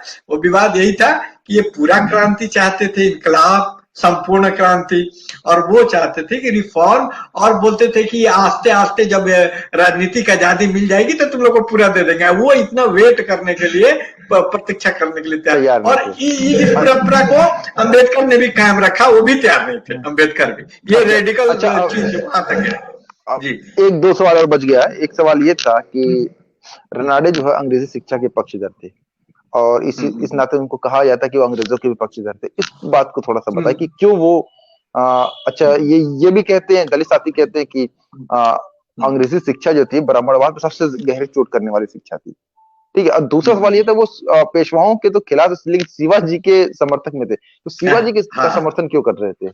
दो सवाल है, बारी बारी से जिसका जवाब दीजिए। पहले मैं शिवाजी के आप प्रश्न का उत्तर देना चाहूंगा कि ये सवाल ज्यादा, ये पेशवा और शिवाजी एक ही परंपरा के लोग नहीं है, एक दूसरे के विरोधी परंपरा के लोग हैं। पेशवा शिवाजी के पोते की हत्या करके पेश आए, तो किसी का हत्यारा तो उसका एकदम सबसे बड़ा दुश्मन हुआ। तो जो पेशवा के खिलाफ होगा तो बहुत स्वाभाविक है कि वो शिवाजी के पक्ष में हो, शिवाजी के पक्ष में।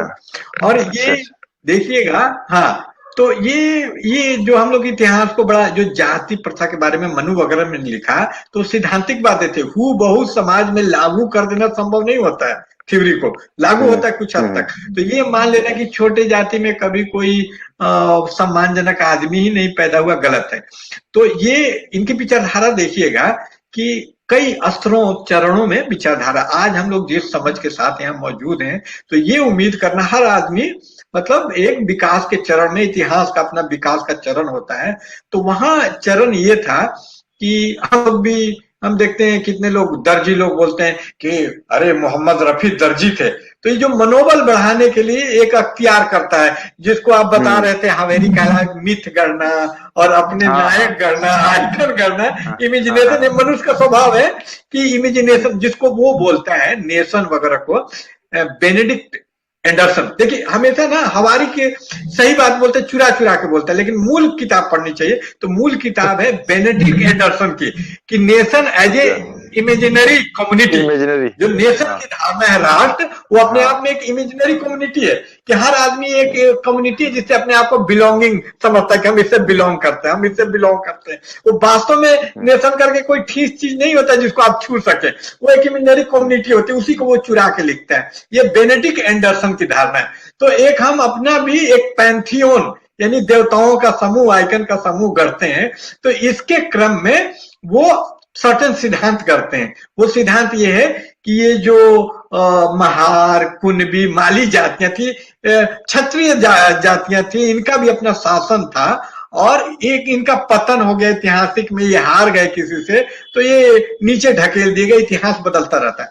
और कुछ हद तक ये बात सही भी है कि जो छोटी जाति, जो ट्राइबल लोग थे, जैसे गोंड है, तो उनमें भी स्टेट का राजा उजा नामक संस्था का जन्म लिया। रानी दुर्गावती कुल्लू की रानी थी।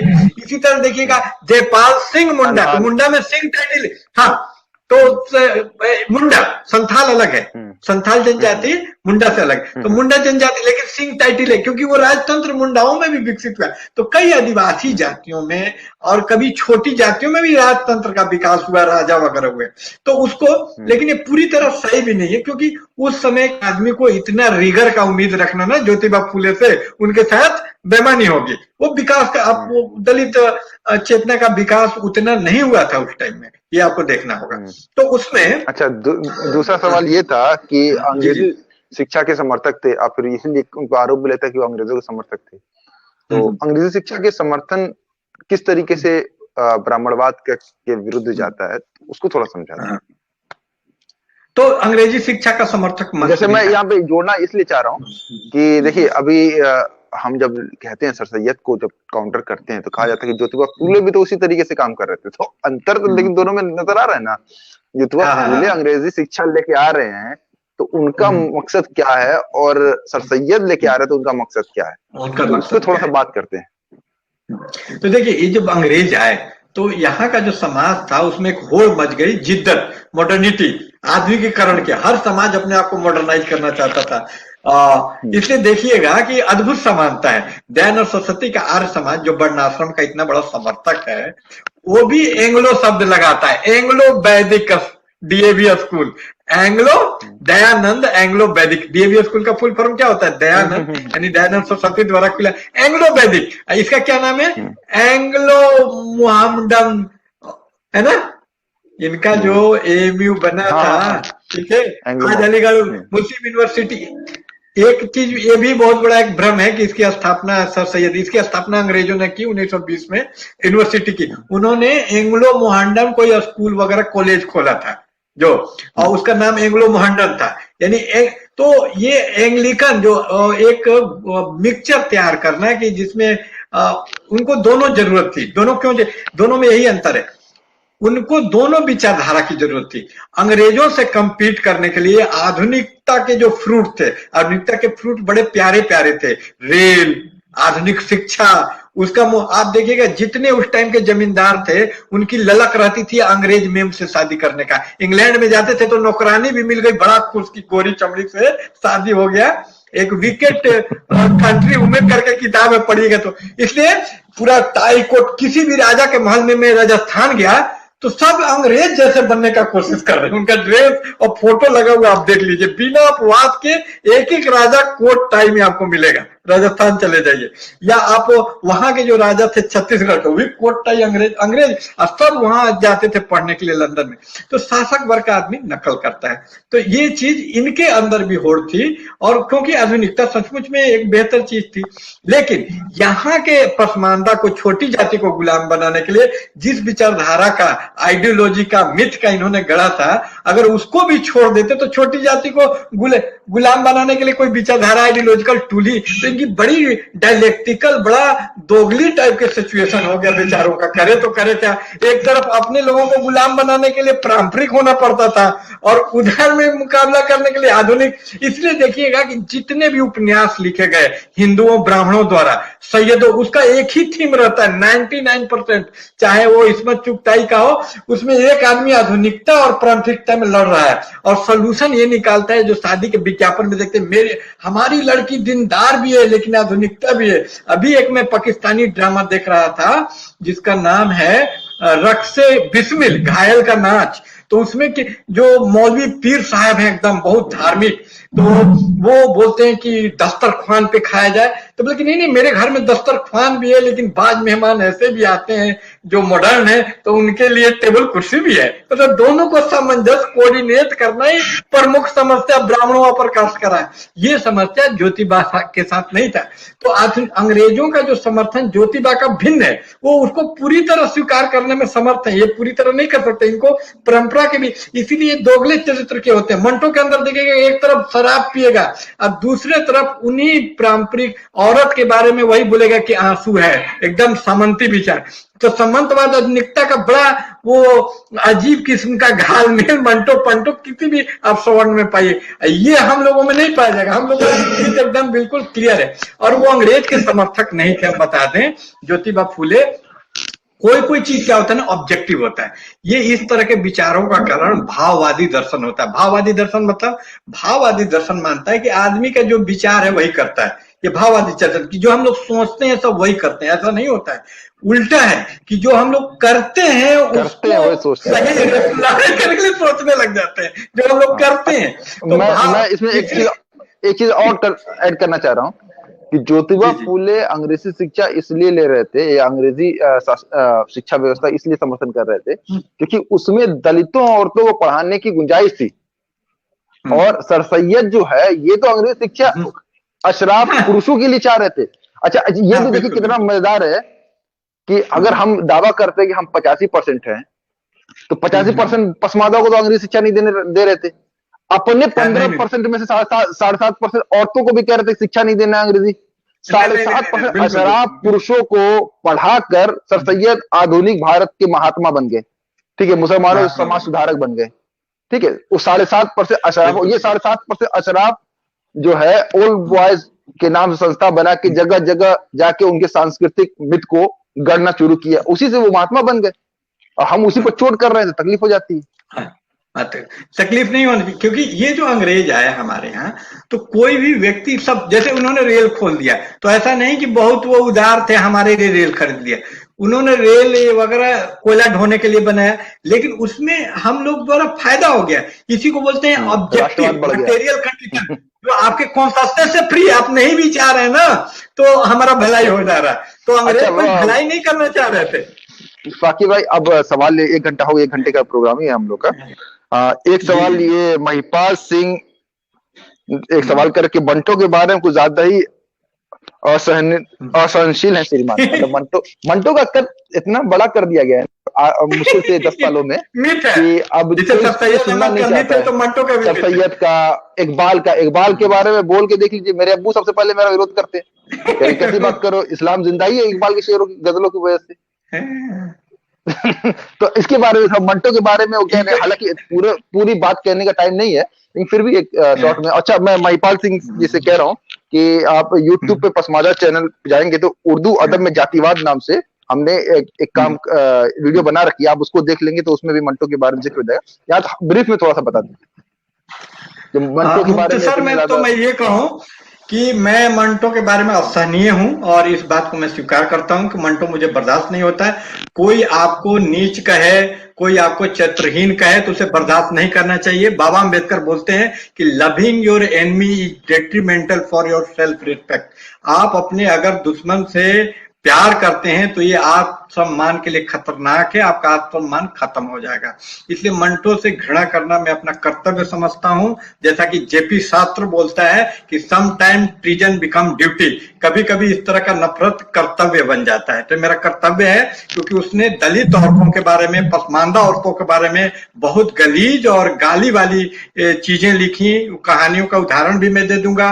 हरनाम कौर, बू, लाइसेंस, तमाम उसकी कहानियां बहुत ही छोटी जातियों के खिलाफ है, तथाकथित छोटी जातियां, पसमानदा।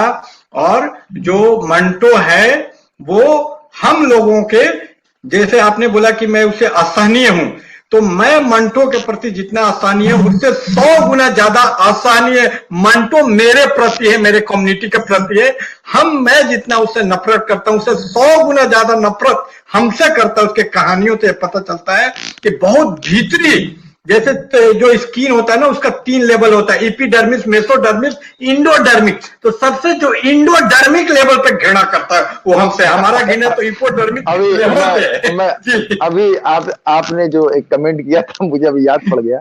आपने कहा था कि जो औरतों के सेक्सुअलिटी की वो बात कर रहा है, तो किसी सैयद के, किसी कहानी, किसी सैयद लड़की के बारे में जिक्र किया हो तो बता दो। बिल्कुल बिल्कुल, तो बता दो तो फिर मैं उसके खिलाफ बोलना बंद कर दूंगा। ये मेरा अहद है, मेरा वादा है, मैं बोलना बंद कर दूंगा। कोई दिखा दे। वो सिर्फ छोटी जाति की औरतों को बेश्यालय में ले जाता अपनी कहानियों में। उसका काम ही है कि जब तक छोटी जाति की औरत को बेश्यालय में ना ले जाए उसके रूह को तस्कीन ही नहीं आता। किसी सैयदानी को जिस दिन कोई दिखा देगा तो मैं बोलना ही बंद कर दूंगा मंटो पे। ये मेरा चैलेंज, मैं चुनौती दे रहा हूँ। अच्छा चलिए, एक और है प्रशांत कुमार। मैं मुस्कुरा के बोल रहा हूँ, ऐसे मेरा बोलने का स्टाइल है, इसे बुरा न माने। मैं इसलिए मुस्कुरा रहा हूँ ताकि आप समझ सके कि ये कोई तलखी नहीं है। ऐसे आदमी को मैं ज्यादा तरजीह नहीं देता, मंटो वंटो को। अच्छा, एक और लिख रहे प्रशांत कुमार, लिख रहे हैं इतिहास के शोषक वर्ग ज्यादा संगठित रहे हैं, कह रहे शोषक वर्ग ज्यादा संगठित रहे हैं। आपराधिक माइंडसेट अपराधियों को मनोवैज्ञानिक रूप से संगठित करके रखता है। अन्य कारण है, आर्थिक रूप से बेहतर लोग सामाजिक रूप से बेहतर आसानी से हो सकते हैं। संगठित लोग अपने विचारधारा आसानी से कम संगठित लोगों पर थोप देते हैं। वो बता रहे किस तरीके से हम गुलाम हुए, उसके ऊपर उनका कमेंट है कि संगठित है वो ज्यादा संगठित हैं, और जो अपराधी प्रवृत्ति के लोग होते हैं तो उनमें ये प्रवृत्ति भी पाई जाती है कि वो ज्यादा संगठित होते हैं और अपनी बातों को अच्छे से रख लेते हैं। ठीक है, और कोई सवाल तो इसमें है नहीं, और 1 घंटा भी पूरा हो गया है ना, तो इसको खत्म ही किया जाए। बात तो सारी हो गई, कुछ कहना है फकीर भाई? और भी कोई बात? ये इन्होंने जो बोला ये तो कोई सवाल है नहीं, एक कमेंट है, और इस कमेंट के मैं समर्थन में हूँ। अच्छा कि जो रूलिंग क्लास ज्यादा क्लास कॉन्शियस होता है, अपने स्वार्थों के प्रति ज्यादा कॉन्शियस होता है, इसमें कोई मत नहीं। एक चीज और इस पर डिस्कस करें। देखिए मिथ के ऊपर हम बात कर रहे हैं, क्योंकि मिथ असल में पूरी किताब ही मिथ को बहुत डिफाइन कर रही है ना, इसलिए बोल रहा हूँ कि देखिए मिथ हम गढ़ते हैं अपने समाज की आवश्यकता के अनुसार भी तो गढ़ते हैं, है ना। हम ये देखते हैं कि वाइकिंग्स जब थे तो उनके मिथ जो था वो मरने के बाद भी वालाला बोलते हैं, शायद वालाला में जाके वहां भी लड़ेंगे, मतलब जब मर जाएंगे जो स्वर्ग में जाएंगे तो वहां भी लड़ेंगे वो लोग। तो उनकी युद्ध उनकी प्राथमिकता थी, वहां पे कुछ उगता नहीं था, तो उनको मौत को बिल्कुल ऐसे बनाना था कि उनको मौत से डर न लगे। उसी तरीके से कई चांद थे सर आसमां, मैंने पढ़ा था, पूरी किताब तो अभी तक नहीं पढ़ पाया हूँ। हाँ, उसमें ठग के बारे में जिक्र करते हैं कि ठग जो एक ठग का इंटरव्यू है तो उसमें बताता है ठग 100 लोगों को करीब मार चुका रहता है। तो पूछते कि तुम क्यों मारते, कह रहे कि ये तो हमारे ठगों के हाथ जो मरता सीधे स्वर्ग में जाता है। ठीक है, तो उन्होंने अपनी हत्याओं के लिए को जस्टिफाई करने के लिए एक मिथ गढ़ा, है ना। तो मैं बताना ये चाह रहा हूँ कि किस तरीके से मिथ की जरूरत पड़ जाती है कि हाँ हम उस मिथ को गढ़े, है ना। और जब स्टेट का मिथ आएगा तो लॉक, हॉब्स, रूसो, ये वाला भी मिथ है। देखिए किस तरीके से लेवियाथन का मिथ गढ़ा गया है ना। तो इसकी भी बड़ी दिलचस्प है। अगर किसी को वक्त हो तो जो सर बता रहे हैं वो किताब पढ़े, या ये शॉर्ट हिस्ट्री ऑफ मिथ, ये आप पढ़ ले। ये भी अच्छी किताब है। तो ये 90 पेज की किताब है, तो इसको भी पढ़ सकते हैं। और बाकी ये हो एक गया। मिनट में मैं जी जी जी जी, बोलिए बोलिए। एक दिलचस्प बात मैं बताना चाहूंगा कि हाँ मिथ की इतनी जरूरत होती है कि मंटो ने खुद अपने बारे में एक मिथ गढ़ा कि मैं सैयद हूँ, जबकि मंटो एक जनजाति है, क्योंकि ये सिखों में भी ये टाइटल मंटो पाया जाता है। इस टाइटल का एक रूप मट्टू भी है, मंटू मट्टू, और प्रियदर्शनी मट्टू, ब्राह्मण भी मट्टू टाइटल लगाते, तो आप समझ सकते वो तो हैं कहते एक कश्मीरी है ट्राइब वो। है जो। हाँ, तो वो तो कश्मीर में ही तो कई ये में। मंटो और मट्टू वगैरह पाए जाते अच्छा हैं जी। कश्मीर में ही अच्छा अच्छा। मंटो टाइटल के सिख एक बहुत बड़े कमांडर थे, तो मंटो टाइटल। तो एक आदिवासी आदमी मोहम्मद साहब का कैसे एक परिवार का हो सकता है? तो इन्होंने मिथ गढ़ा ताकि सैयद हमको सब लोग माने। ये जितने सैयद है इसमें ज्यादातर लोग इसी तरह मिथ गढ़ के सैयद बने हुए हैं कि हम मोहम्मद साहब अरे की ये खानदान में, सैयद, जबकि वो हम तो वहां के आदिवासी हैं। सैयदवाद को भी और मिथी ये मानते हैं, तो बताए, किस तरीके से और मिथ गढ़े हैं, इनको पूरा ये इतना सैयदवाद ही मिथ है। प्यारा था कि इनकी वाइफ इनको, लेकिन ये मंटो साहब बोलती थी तो इनको बुरा लगता था कि मंटो साहब अच्छा बोली तो मुझसे बुरा कोई नहीं होगा, मुझे सादत साहब बोलो, सैयद साहब बोलो। और अपने आप को सादत यानी सैयद बुलवाने के लिए पत्नी को बहुत डांटते थे। तो आप समझ सकते हैं कि इनको कितना गौर था। कोई क्यों डांटेगा जब आप मानते ही नहीं, जाति पाति को तो पूरा मानते थे। इनको बड़ा गौर था और अपने पत्नी से बुलवाते थे। और इस बात का जिक्र नंदिता दास, जिन्होंने वो फिल्म बनाई है, उन्होंने इस बात का जिक्र किया है, उसका हवाला अच्छा, दे सकते हैं। एक जी, आखिरी बुलवाते सवाल है, थे अब अपनी पत्नी देखिए से। वक्त हो गया है, बस इसके बाद कोई सवाल नहीं जी जी लूंगा। महिपाल सिंह जी जी। दोबारा सवाल कर रहे हैं, क्या ऐसा भी कोई समय रहा जब अपर कास्ट की महिलाओं को वैश्यालय जाना पड़ता था? फिर भी ये काफी नॉलेजेबल है। और वो कह रहे हैं कि अपर कास्ट की महिला क्या कभी वैश्यालय गई हैं? तो इस पे तो मैं हाँ अच्छी बिल्कुल। फिल्म भी थी, विधवा वाली, है ना? हाँ जी, विधवाओं की बिल्कुल जो थी बिल्कुल। कि विधवा होके वो क्या करती थी, जिसपे फायर फायर नहीं ना, कुछ और नाम था, हाँ वाटर, बिल्कुल। वाटर फिल्म इस वाटर पे वाटर बनी वाटर, बिल्कुल है ना? बिल्कुल। कि किस तरीके से उनका गुजारा भत्ता कहाँ से होता था, ठीक, जो सती नहीं हो जाती होती थी, ठीक है? तो उनकी भी एक रही है, पूरी स्टोरी रही है। लेकिन उस पे आप देखिए, वाटर वाटर फिल्म बनी तो कितना बवाल हो गया, है ना? जो आप बात और कर रहे हैं कि अपर कास्ट की औरतों को हाँ बिल्कुल वैश्यालय बिल्कुल। दिखा दिया गया कि वो किस तरह धंधा धंधा करती थी, तो कितना बवाल हो गया, पूरा सेट अरे जला दिया गया, क्या क्या हो गया। अपर कास्ट की महिला का प्रेम दिखा दिया, लोअर कास्ट में तो तांडव पर विवाद हो गया। नहीं तो ऐसा कुछ नहीं था। ये जो बल्कि रंडी शब्द का जो अर्थ था वो विधवा था। पंजाबी भाषा में आज भी विधवा है, और गुरु ग्रंथ साहिब अरे में इस कबीर, शब्द का यूज इसी रूप में है। रान कबीर भी इसी सांड रूप में। सन्यासी, और अरे वो कैसे तो उनका आप समझते, रान सांड, हाँ बिल्कुल बिल्कुल, हाँ रान सांड, सन्यासी। तो पता नहीं कैसे भूल गया बनारस कि में ये लोग पाए जाते हैं। हाँ हाँ, इनसे जी, इनसे बचे तो भाई काशी। बच कर। हाँ राण काशी। सांड तो योगी ये सन्यासी, इनसे बचे तो भाई काशी। तो राण किस भाई लिए का, बोल रहे, वो तो विधवाओं को बोल रहे हैं ना, विधवाओं के जब लिए। वहां पे वो तो रहती थी, आप वहां समझ पे सकते हैं मुक्ति के लिए। कि विधवा का प्रवाची राण शब्द बन गया, तो इससे पता चलता है कि 99% विधवाएं वो बन जाती थी। तो इसको आप समझ सकते हैं कि कितना ये दोनों प्रवाची शब्द बन चुके हैं। और जैनेन्द्र की एक कहानी त्याग पत्र बढ़े, जिसमें कि उसकी बुआ, एक अपर कास्ट आदमी की बुआ, वो उसको बेश्या बनना पड़ जाता है। तो ऐसे तो कई किस्से आपको मिल जाएंगे, लेकिन मंटो नहीं लिखता, यानी मंटो जैनेन्द्र से भी ज्यादा सवर्णवादी अच्छा, इसको अब खत्म करते हैं। है। अगली जी जी। अगली किताब हम चमचा युग, है ना फाकिर वाह, भाई? बहुत चमचा अच्छा, युग पर बात किया बहुत जाएगा। बहुत बहुत बहुत जरूरी बहुत किताब है ये बहुत भी। प्रासंगिक हाँ, किताब है। जी जी जी। और अभी अच्छा, फैयाज अहमद फैजी साहब भी हमारे तरह वो भी हफ्ते की किताब लेके आ रहे हैं, तो उनको उनके जी पोर्शन में दे दिया गया कि वो जो है मुस्लिम जातिवाद हाँ की जो किताब, बिल्कुल जो भी बिल्कुल। अली अनवर जी के जी जी। ऊपर, अली अनवर की किताब बिल्कुल मसावत की बिल्कुल। जंग, उसको लेके आएंगे वो। उसके हम्म। बाद फलाही साहब का किताब एंड्रू, लेके आए। हाँ हाँ फलाही साहब का हाँ, इस तरीके किताब भी से तो हम इम्पोर्टेंट लोग है। बांट लिए हैं। ऐसा नहीं है कि जैसे मेरे ऊपर आरोप लगा था कि तुम जो है हिंदू धर्म को के पीछे पड़े हैं। भाई, हिंदू धर्म के पीछे नहीं नहीं नहीं पड़े हैं, नहीं तो नहीं। ये दरअसल हमारी नहीं नहीं। क्लासिक है, और हम इसको बिना हम्म पढ़े पसमानदा आंदोलन चला भी नहीं हम्म। पाएंगे। जो नहीं नहीं चला भी पढ़ते नहीं। हैं तो उनको कम से कम हमारी इस वीडियो के जरिए हम हम्म कोशिश ये कर रहे हैं कि उनके थोड़ी दिलचस्पी पैदा हो, थोड़ा पढ़े लिखे। बिल्कुल बिल्कुल। बिना पढ़े लिखे हम्म अशराफ पैरों तले जमीन खींचे, अशराफ लोंडे जो है हमारे कार्यकर्ताओं की पैरों हम्म। तले जमीन निकाल देते हैं। तो ये हाँ हाँ मैं बिल्कुल देखता हूँ बिल्कुल। फेसबुक पर, एक तो फेसबुक बहस नहीं करना चाहिए, कोई संगठन नहीं हमारा नहीं उस तरह नहीं। नहीं कि उनकी तैयारी कराई जाए। तो हाँ धीरे धीरे बिल्कुल होगा, बिल्कुल। अभी ये भी उसी तैयारी का एक सिलसिला है ये वीडियो, और उसी तरह करेंगे। ठीक है फाकिर भाई, बहुत अच्छा लगा, बहुत अच्छी बातचीत हुई, बिल्कुल बिल्कुल। है ना? चलिए, और चलिए, हमारे दर्शकों जय को हिंद। बहुत बहुत शुक्रिया। हाँ जी सुनने हाँ, के बहुत शुक्रिया, जय हिंद। लिए। जय